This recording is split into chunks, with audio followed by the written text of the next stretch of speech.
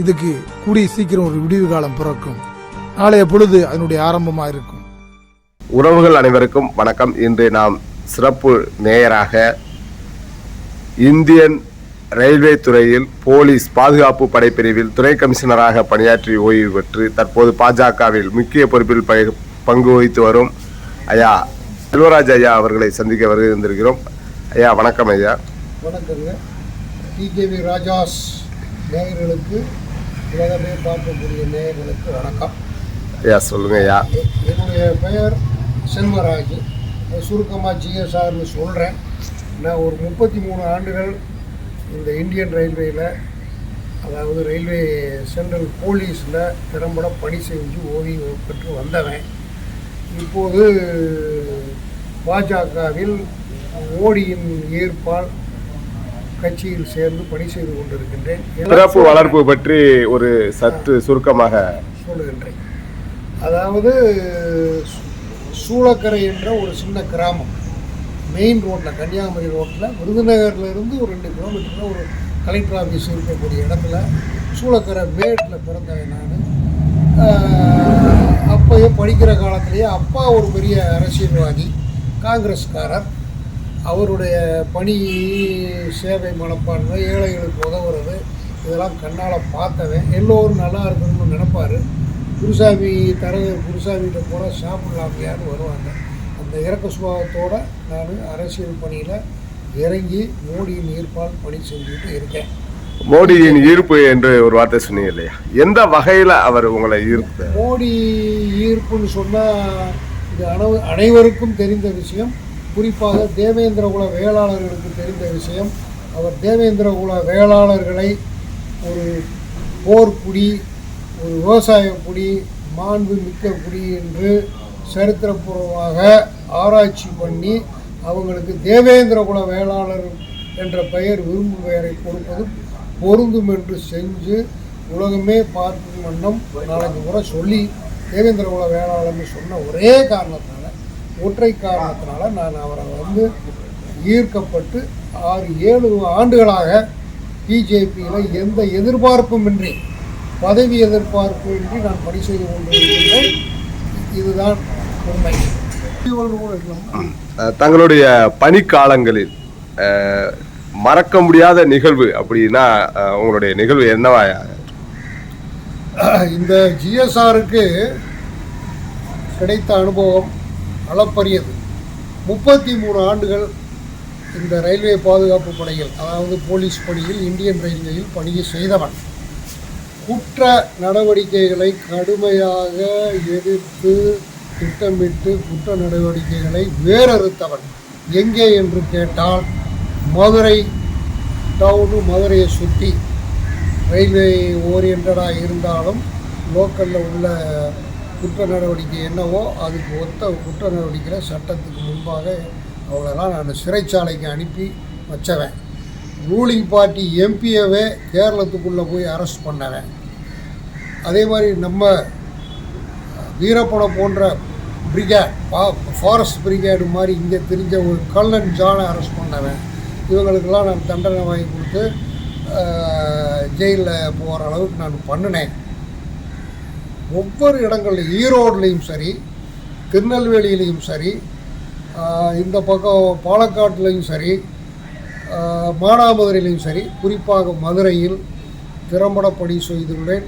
குற்ற நடவடிக்கைகளை, ரயில்வே குற்றத்தை குறைத்துள்ளேன், வேறறுக்க செய்துள்ளேன். 33 ஆண்டுகள் அப்படி ஒரு பணி. இந்த காலகட்டத்தில் வடநாட்டில் எனக்கு பணி செய்ய வாய்ப்பு கிடச்சி இன்வெஸ்டிகேஷன், என்கொயரியாகவும் போயிருக்கிறேன். எல்லாத்துலேயும் முதன்மையாக பெரிய பெரிய கேஸெல்லாம் பாம்பே, தாராவியில் கூட கிரிமினலை தூக்கிட்டு வந்து விசாரித்து கனெக்ட் பண்ணி தண்டனை பண்ணி வாங்கி கொடுத்துருக்குறேன். பிரின்சிபலாகவும் ஒரு 3 வருஷம் குஜராத்தில் வல்சாத்துங்கிற இடத்துல railway police training centre, railway police இன்ஸ்டியூட்டில் நான் இருந்து திறம்பட பணியாற்றி வந்திருக்கிறேன் பிரின்சிபலாக.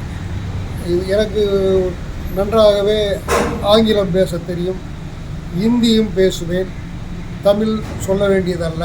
இந்த மும்மொழியும் என்னிடம் சரளம். அரசியலில் இருக்கேன், மோடியினுடைய ஈர்ப்பு. தாங்கள் ஒரு காவல்துறை அதிகாரி அப்படி இல்லை, அப்படிதானேயா? அந்த காவல்துறை அதிகாரியாக இருந்த பணிபுரிந்த காலங்களில் குடும்பங்களில் உள்ள நபர்களை அணுகுமுறை எப்படியா இருக்கு? காவல் பணி என்பது முறையில் இருக்கும்போது காவல் பணி திறம்பட செய்து வந்தேன். குடும்பத்தில் குழந்தைகளாக பார்த்தேன்.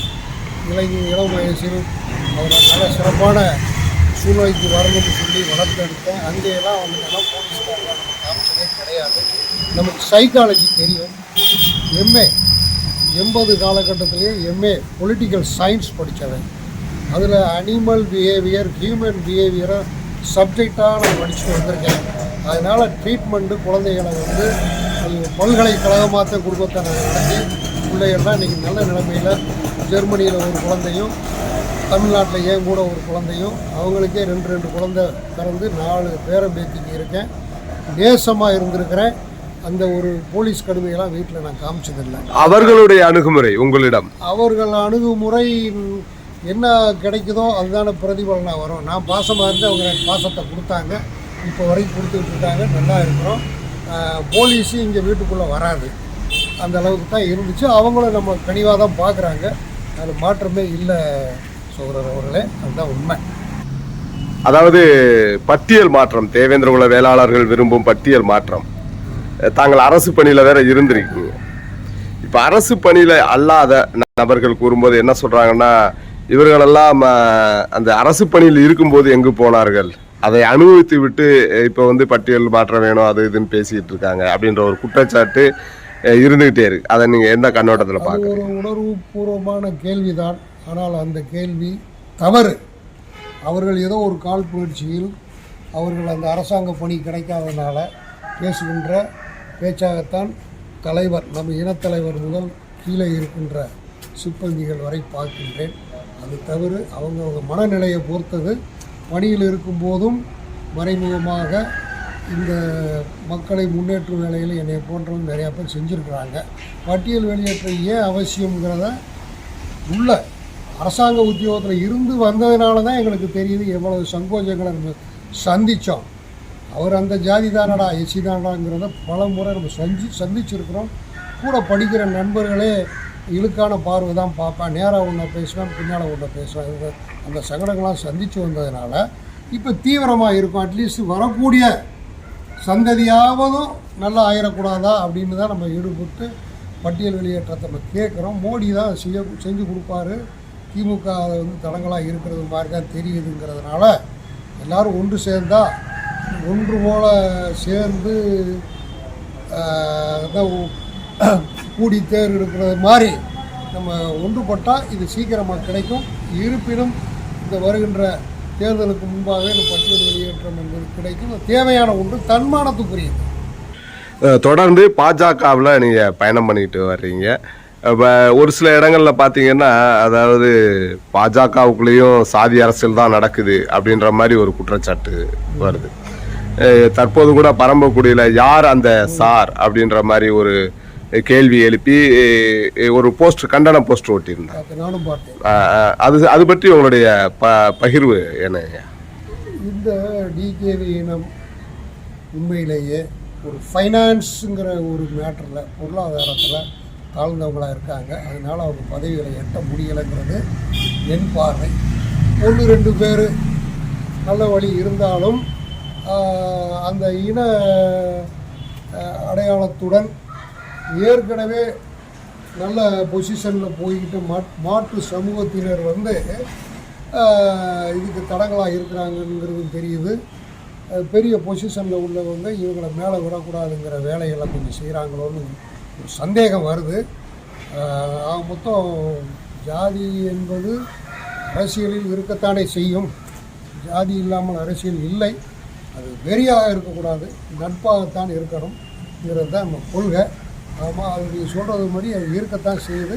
அதெல்லாம் கடந்து வரக்கூடிய தலைவர்கள் எல்லாம் இதை நம்ம மக்கள் ஏற்றுக்கிற அளவுக்கு இவங்க தான் உண்டு பண்ணணும். அதாவது கட்சி மேலிடம் அதுக்கு பார்த்து அடையாளம் பார்த்து திறமையை பார்த்தாலும் அட்லீஸ்ட்டு மக்களுக்காக உழைக்கக்கூடிய இந்த டிகேவி உண்மையான உழைப்பாளி யார், திறமைசாலி யார் என்பதை அடையாளம் கண்டு வழிவிட்டு இவங்களுக்கு நல்ல பதவிகளை கொடுக்க வேண்டும் என்று நான் நினைக்கின்றேன். அது என்ன நடக்குமோ தெரியவில்லை, பார்ப்போம். தங்களுடைய வயது என்னவாயிரு? என்னுடைய வயது சொன்னால் கொஞ்சம் பொறாமையாக கூட இருக்கலாம். என்னுடைய வயது 72. உங்கள் இந்த இளமை என்ற ரகசியம் என்ன? இளமையின் ரகசியம், எவனையும் விஷப்பார்வை பார்க்க மாட்டேன். எல்லோரும் நல்லா இருக்கணும்னு நினைப்பேன். கூடுமான வர சின்ன சின்ன உதவிகளை செய்வேன். அது வீட்லேயும் எனக்கு சப்போர்ட்டு இருக்குது அந்த மென்டாலிட்டியில். அப்படிங்கிறதுனால உத்தியோகத்தோடு போகிறேன். உடம்பை எனக்கு தெரிஞ்சு ஒரு 18 வயசுல இருந்தே நல்ல ஆரோக்கியமான எக்ஸசைஸ் செஞ்சு நான் பாதுகாத்துட்டு வரேன். தங்களை பார்க்கும்போது அந்த 72 வயது தோற்றம் இல்லை, மிக இளமையான தோற்றத்தோட காணப்படுகிறீங்க. அதுக்கான காரணமும் சொல்லியிருக்கீங்க.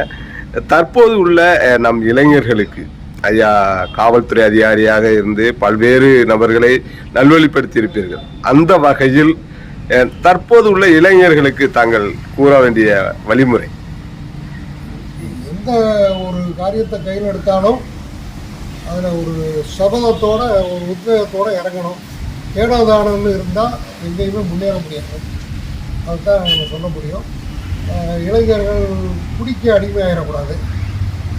இன்னும் சொல்ல போனால் அன்பு பாராட்டல் எல்லாத்துலேயுமே வெறுப்போட ஒரு காரியத்தை செய்யக்கூடாதுன்னு தான் சொல்லுவேன். உடலை ஆரோக்கியமாக பார்க்கணும். உடலை ஆரோக்கியம் பார்க்கணுன்னா என்ன? அளவான சாப்பிட கிடைக்கிற கூழாக இருந்தாலும் விரும்பி சாப்பிடணும். ஒரு சின்ன எக்ஸசைஸோ சின்ன நடைப்பயிற்சியோ இருக்கணும். எப்பயுமே நல்ல மனப்பான்மை, பாசிட்டிவ் திங்கிங் இருந்தால் நிச்சயமாக முன்னேறலாம். இந்த இளைஞர்கள், தேவேந்திர இளைஞர்கள் அதை சிறப்பாக செய்ய வேண்டும். சூழ்நிலைகள் கருதி மாறக்கூடாது.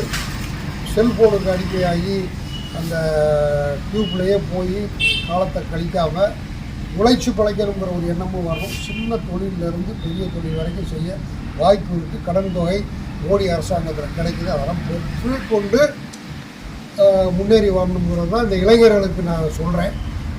நம்மளை தன்மானத்தை கொடுத்த ஒரு இடம் தான் அது. அதனால் இந்த நான் சொன்ன நல்ல காரியங்களை கடைபிடிக்கணும் இளைஞர்கள் அவசியம். இந்த அருமையான தருணத்தில் டிகேவி ராஜா நல்ல அருமையான யூடியூபர் தமிழகத்தில் பவனி வராரு. அவருக்கு நான் உண்மையிலே பாராட்டுகின்றேன். உலகமே அவரை ஒட்டு நோக்குகின்றது. குறிப்பாக இந்த தேவேந்திர மக்களுக்கு நல்வழிப்படுத்த அவரை நல்ல காரியங்களை செய்து கொண்டிருக்கின்றார். இன்று என்னை அடையாளம் கண்டு ஒரு இன்டர்வியூ எடுக்க வந்தார். சொன்னேன், அவர் கேட்ட கேள்விக்கு பதில் சொல்லியிருக்கிறேன். அவர் என்றும் ஊடுருவி வாழ வேண்டும். அவருடைய யூடியூபர் சேவை சிறக்க வேண்டும் என்று இந்த அருமையான நேரத்தில் கேட்டுக்கொண்டு முடிக்கின்றேன். வணக்கம். நன்றி ஐயா.